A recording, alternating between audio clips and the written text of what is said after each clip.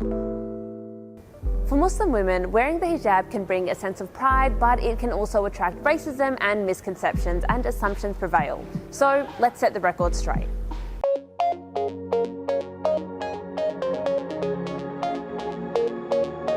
As assumptions and misconceptions about the hijab prevail, we've answered some common questions to help set the record straight. And just a quick note before we go on, this information we've put together has come about after consultation with a variety of people from different cultural backgrounds to make sure we reflect and include multiple Muslim perspectives.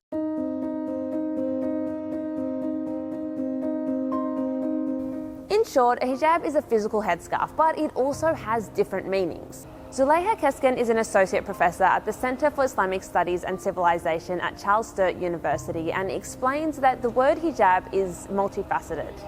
It can be translated to mean a veil of protection or a spiritual veil that shields a person from the negative influences. It protects one's spirituality against anything that will negatively impact one's connection with Allah. According to Dr. Keskin, hijab can be practiced by wearing a head covering and also through mannerisms, morals, and values. And much like aspects of other faiths, hijab is open to interpretation.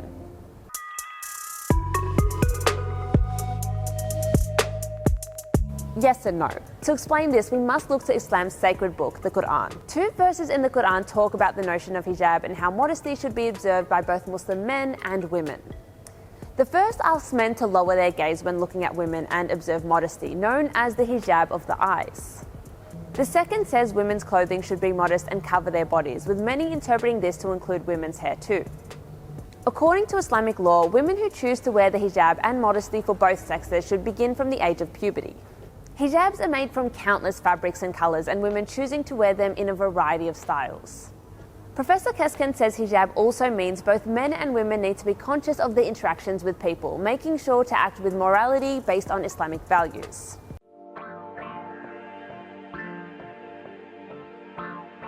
No, the hijab, niqab and burqa are all different terms with slightly different meanings.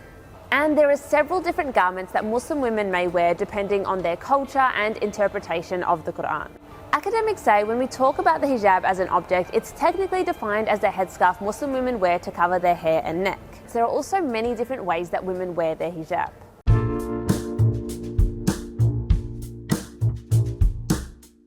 A jilbab is an outer garment that covers the entire body and is commonly worn with a niqab that covers a woman's face and hair. The burqa covers the entire body and face, with a mesh window or grille across the eyes for women to see out of. The chador is a full-length cloak that covers a woman's head and clothing but leaves her face uncovered. Similar to a hijab, a khimar is a type of headscarf but is longer and wider, so it also conceals a woman's upper body.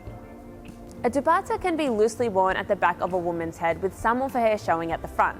It can also be worn as a scarf, veil or shoulder wrap.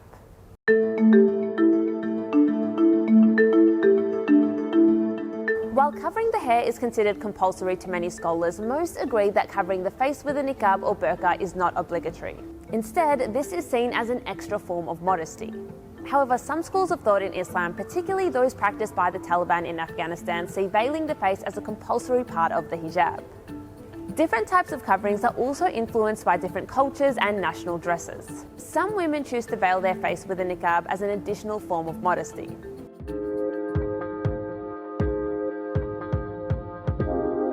For the most part, yes. Muslim journalist Shazma Ghafoor says she wasn't forced into wearing the hijab and explains it's a misconception to think women have no choice in the matter. Muslim women are portrayed in a negative light in the wider media. It's been almost second nature to look at a woman covered in hijab as being forced or coerced, but that's really not the case. In many instances, particularly in the West, it's a choice that Muslim women ultimately make. When she was 20 years old, Shazma chose to start wearing her hijab and has viewed it as integral to her self-identity. It's part of my identity, it's part of my style. Deciding whether I'd wear a hijab was a very personal journey for me. My story is going to be different to someone else's. That's the beauty of it. We all have different stories. For Shazma, wearing a hijab has been about representing her faith, modesty, and helping her connect to God. Author Amal doesn't wear the hijab and says the choice to wear one should be well informed. There are women in the world who don't have a choice to wear it. You see discussion of choice more in the West. It's very much a Western privilege to have Muslim women talking about how putting on the hijab was their choice, and it most likely was. But we have to be honest about this not always being the case.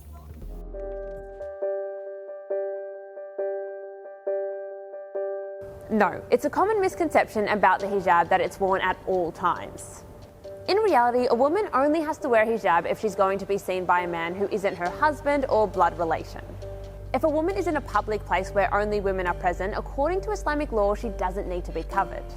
However, some women may still choose to do so. In ABC TV's drama series House of Gods, many female characters wear a hijab, but in some scenes they're shown unveiled, like when friends Batul and Jamila are at a women's only pool or at their homes. And the Aussies have decided that because I'm a Muslim woman who wants to wear the hijab, I'm subconsciously oppressed. In other episodes, sisters Hind and Batul are seen reaching for a scarf when they're likely to be seen by a man who isn't family.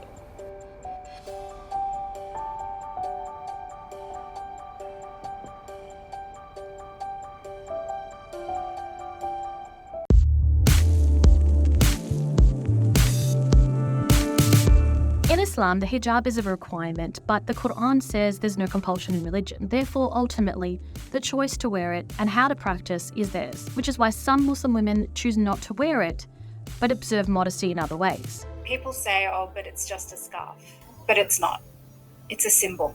It carries meaning and purpose. It says something about the wearer. It informs their own behaviours and dress and so on. Muslim women are diverse in their appearance and may not always look visibly Muslim. It doesn't mean they are less devout. I'm really tired of the one-note portrayals of Muslim women. If you look up Muslim women online, the first thing you will see is a veiled woman and probably a desert landscape. So why did you decide to take it off? That is actually a really layered question. I didn't just decide to take it off. It took me about 2 years to take it off. I had the sense that it wasn't me anymore. It no longer felt like a sincere act of devotion. I did not want to cover my hair anymore. I wanted anonymity, to not stand out, and I didn't feel hijab resonated with me and the person I was becoming. Muslim women who wear a head covering often feel they represent their entire faith based on first impressions. This is regularly described as both a blessing and a burden. While being a flag bearer of their faith can bring a sense of pride to Muslim women, it can also trigger curiosity, othering, and casual racism. ABC journalist Narissa Aslan wrote about casual racism in 2023 and what that looks like. It comes in the form of people speaking to me slowly, and then becoming surprised that I know English or that I'm articulate and outspoken, despite the scarf around my head. And in extreme cases, Muslim women are subjected to hate and overt racism.